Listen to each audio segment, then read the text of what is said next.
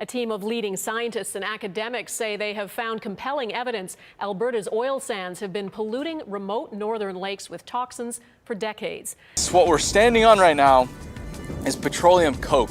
This is a byproduct of the refining process. This orange-brown industrial wastewater containing arsenic, dissolved iron, and sulfate has been seeping out of an oil sands tailing pond since May. We take these leaks very seriously. It's near the Athabasca Chippewan First Nation, but the community only learned about it 9 months later. In 2001, Dr. O'Connor added Fort Chipewyan to the Indigenous communities he practiced in.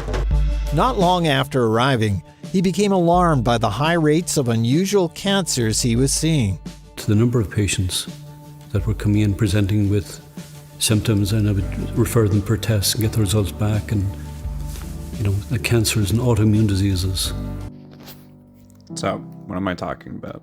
In Alberta, there's the Oil Sands Project. This is a project that operates by pumping chemicals into the ground where bitumen is and converting this to crude oil. When this is finished, there's an after effect of tailing ponds. Tailing ponds are consumed pockets of land that are made up of the refuse left from the project. Efforts to reclaim these tailing ponds is going worse than even the most pessimistic predictions, where even a fraction of the area is proving extremely difficult to reclaim into an ecologically sound area.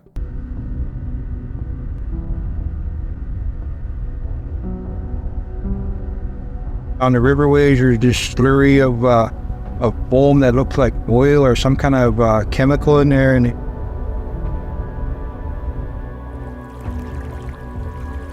they said it's supposed to be safe to drink, so I don't know, would you feed your family this?